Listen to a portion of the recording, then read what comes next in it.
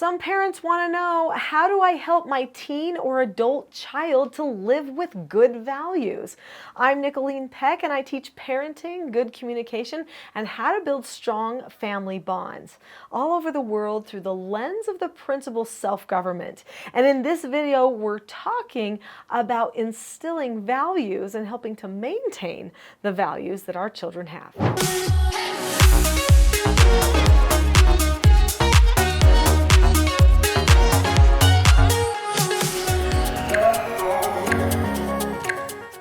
In this video, we're going to talk a little bit about values and then help you come up with strategies and plans for how you can help your children desire to live according to good values. So what happens to teens and young adults? Why is it that they start leaving their values?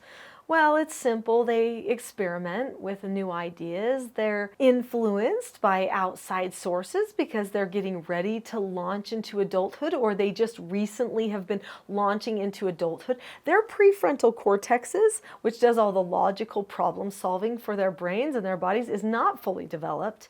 So they don't always have full discernment, and sometimes they don't ask enough questions because they don't want to be unacceptable to the friends. They want to fit in socially. They don't want to be seen as weird or different. They want to just go through and feel their way through this adulthood. Sometimes there are some scrapes, some bumps and bruises along the way because they don't know what they should be standing for.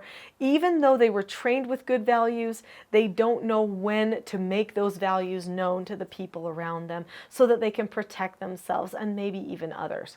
So the best thing that you can do is always be talking about values, morals, beliefs with your children and help them make plans for their lives for how they can live according to good values. Values are a thing that creates strong societies. They make strong people. They help people decide when to tell themselves no and when to tell themselves go. Values pull us toward goodness if they are formed correctly.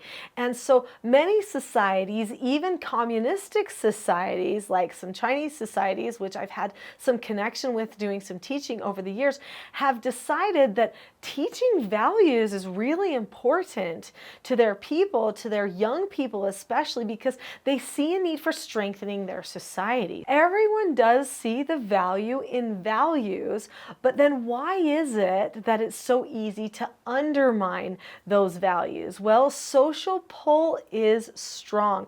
So a family that creates a great social structure that always is planning how to have good values as a family and discusses how to live according to their values, morals, and beliefs will create a stronger person than the family that does not ever discuss the values that the family has.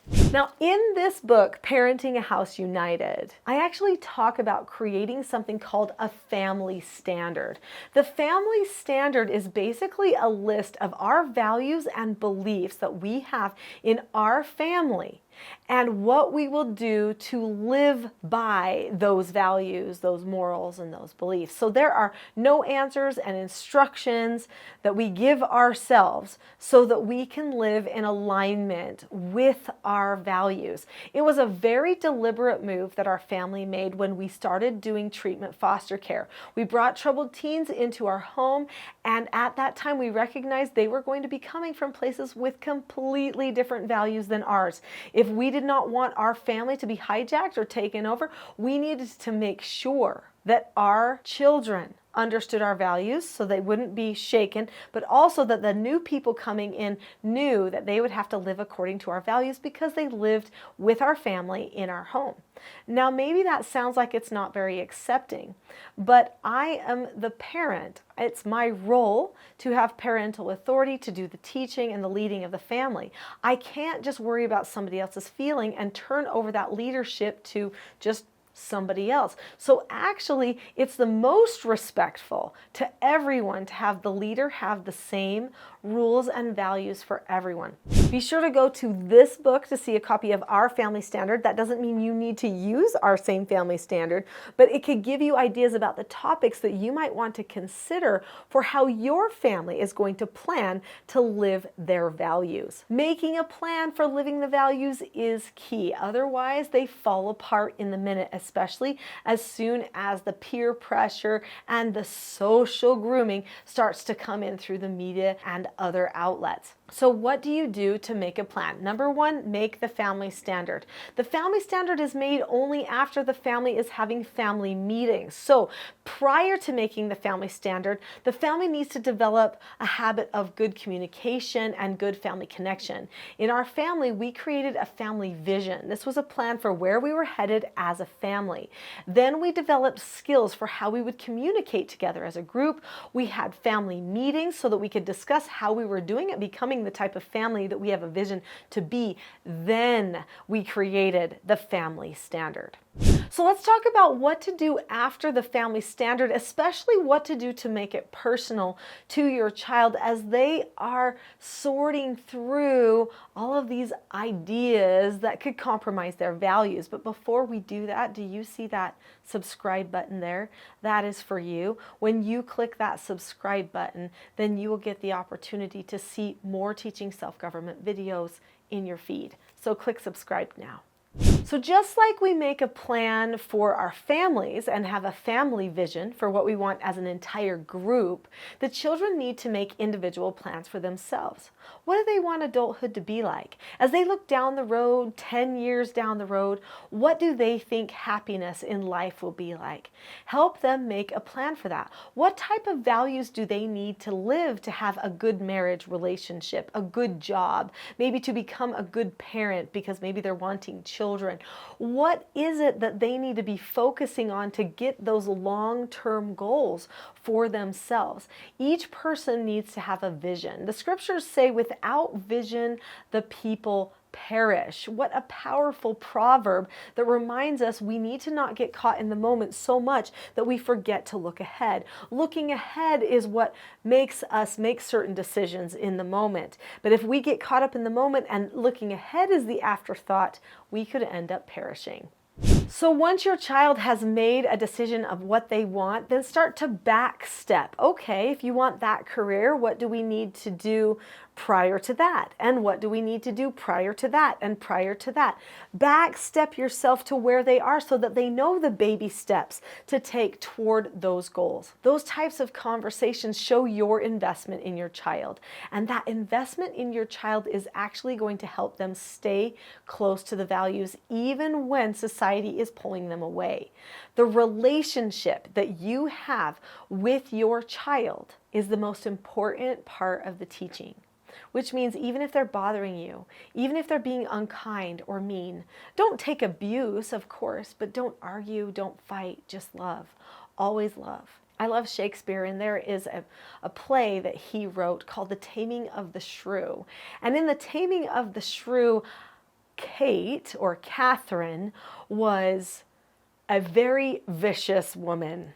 Now, we don't have to get into the whole details of the play, but basically, this man decides he's going to marry her. It's for selfish reasons for sure, but in the end, they do fall in love. But he decides that he is going to kill her with kindness, he says.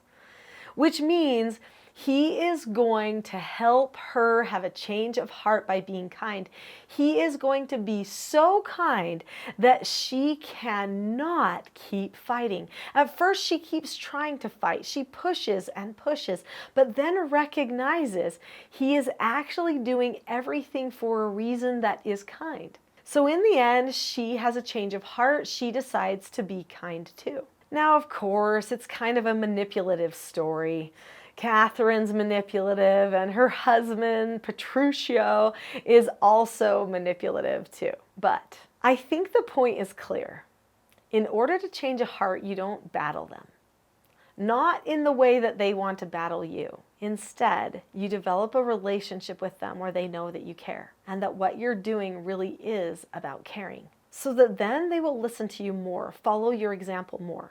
At the end of the day, for your child to come back to their values and their principles that you trained them with, even if they flirt with going away from them for a while, it will be the fruits. I had a child one time who went away from principles that he knew to be true, just for a time. And then he said to me one day, "Mom, are you happy?"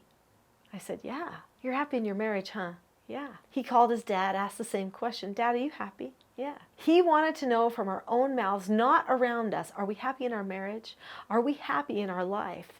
The answer was yes. We talked to him about how we knew we were happy and how life was great. It didn't matter about the money, it didn't matter about prestige, it didn't matter about any of the things the world would say, but we were happy because we were living with purpose, living according to what was good, right, and true, and because we had good relationships. He changed after that. He saw the fruits. What we were doing, the values we were living by, had good fruits. They bore good fruits. He, in the end, wanted the same fruits and recognized he wasn't getting them in the way that he was living, which didn't include all of the values that he knew were right. So often parents have to wait for their children to have children of their own before all of the vision comes into focus. But if you can, try ahead of time to be the example of happiness, to be the example of love and attachment. And then, once they've tested a little bit, which can happen, they'll find themselves wanting your fruit. And that will be a sweet day. If this video has been interesting to you, there's another video that I think will really help you. And it's called The Expectation Trap versus the Cycle for Success. Go ahead and click on the link to that video now so that you don't fall into expectation traps in your relationships.